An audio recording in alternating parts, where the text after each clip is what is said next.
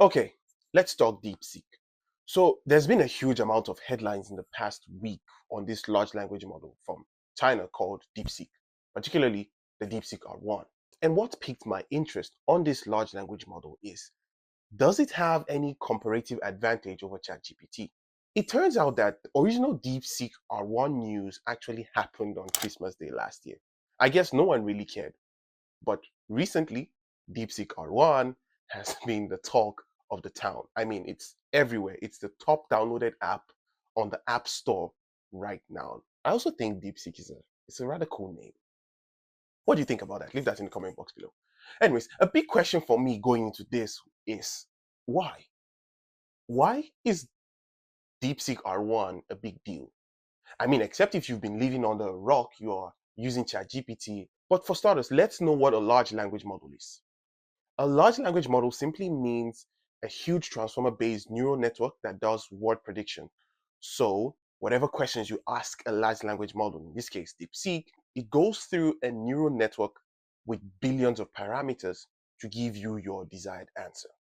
More on these parameters later in the video. But to explain to your grandma, your prompts or whatever question you ask ChatGPT, which are prompts, they go through a neural network with billions of parameters to give you your desired answer.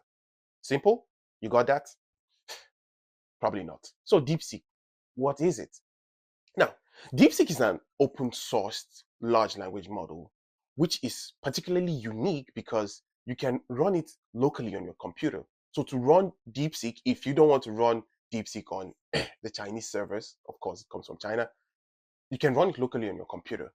Another thing about DeepSeek is the amount of money that was used to train the final model. So large language models go through a lot of trainings, reinforcement trainings, like they're called. But DeepSeek was trained for 1/10 the cost of other large language models, approximating just under 6 million US dollars compared to OpenAI's ChatGPT or Google's Gemini that goes up to billion US dollars and more to train. From a price standpoint, I think that's astonishing. But one thing we should note is that this 6 million is the amount they used to train the final model we have now, which is rather questionable. Yeah, let's not go into that for now. In a paper published by DeepSeek, it outperforms other large language models, including Google's Gemini and OpenAI's GPT. But how does it do all this while running on older GPUs? Well, it uses something called clever engineering versus raw computing power. Now, here's how DeepSeek achieves this. I earlier mentioned the billions of parameters in the beginning of the video, the billions of parameters your prompt goes through. However, DeepSeek uses something called mixture of experts to distill, or rather to reduce this parameter. So it's kind of like crunching down those parameters from the 671 billion to, a couple of billions of parameters, which is still huge, but you get what I mean. It distills those parameters. So it distills these parameters into like smaller parameters in a specific area or field. Now that's kind of rocket science to understand, but see it like this. It's like a university broken up into departments where each department handles each task specifically. So if ChatGPT, for example, is trying to be an Einstein or an Isaac Newton, or I would say a jack of all trade, DeepSeek is like a student learning from expert professors in their varying fields. Does that make sense? DeepSeek R1 also uses something called chain of thoughts.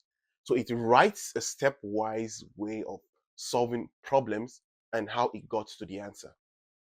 Now, also, let's break it down. Chain of thoughts. Chain of thought is like, let's say I give you a maths problem, and saying the answer right at the top of your head would be, would be difficult. But if you write down those steps on how you solved the problems, guess what? You get the answer. It's quite interactive in use case where you see DeepSeek thinking and writing down the steps. And this helps the AI or you, the user, to know at what point the AI got a step wrong.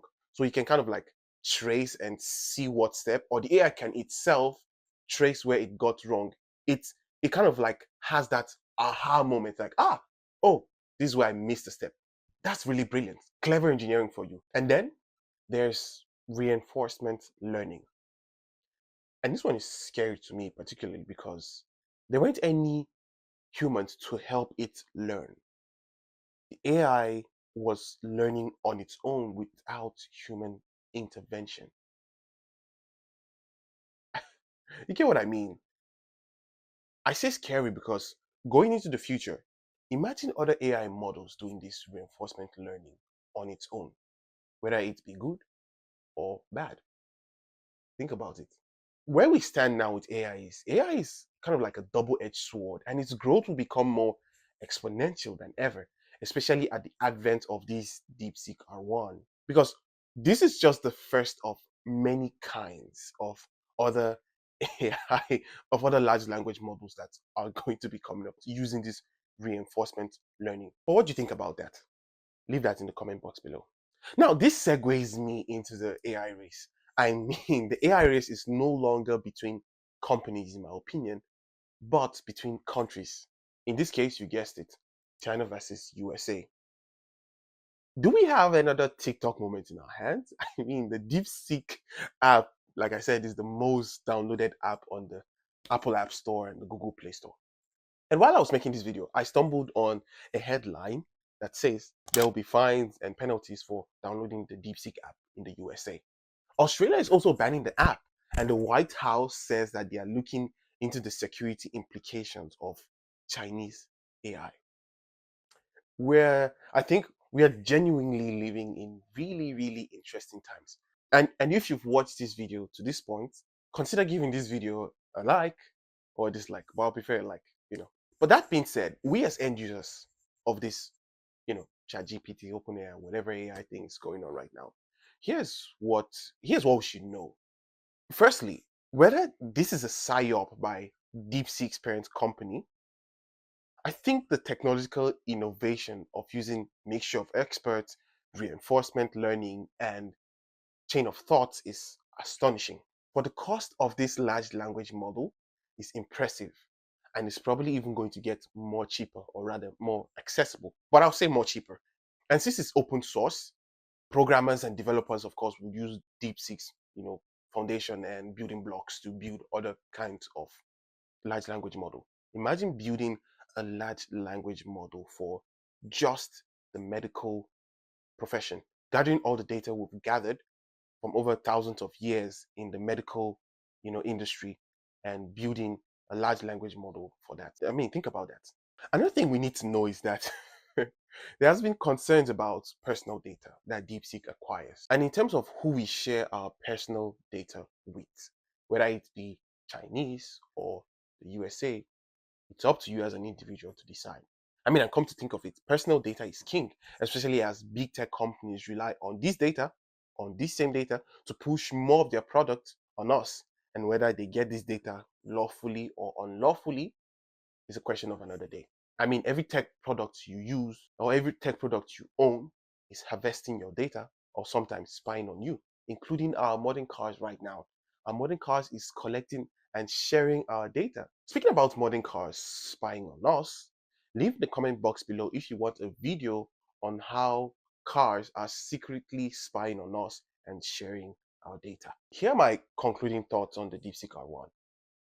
I'm glad and excited that DeepSeek highlights that in a far enough future where AI large language models will be massively adopted, we have to do it more efficiently in terms of cost and power. We just have to find ways to do it efficiently. So I'm glad that DeepSeek R1 is highlighting that. DeepSeek has demystified AI, and because of its open source, this would give rise to a lot of AI agents. So there's going to be more competition coming in the future from other AI companies, and competition is good for us consumers. Take me, for example, as an engineer. I can imagine a not so far future of building and training AI with all the data and experience we've garnered from electric vehicles and motors and batteries, and that AI would build more efficient electric motors and batteries. Not to talk of the medical industry, the food industry, trading and finance, material science, physics and quantum mechanics, and lots more. I mean, the possibilities are really, really endless. They're really, really endless. But that's where we are for now on DeepSeek R1. Like my Swedish people would always say, lagom, just take it easy because AI won't take your job. Or at least not yet. Well, that's for me on this one. Let me know if you're excited on the future of these AI large language models. And leave in the comment box below what you think about DeepSeek R1 and what you think about my thoughts on this DeepSeek R1. Do consider supporting by subscribing to Dope Tech, and I'll catch you in the next one. Peace.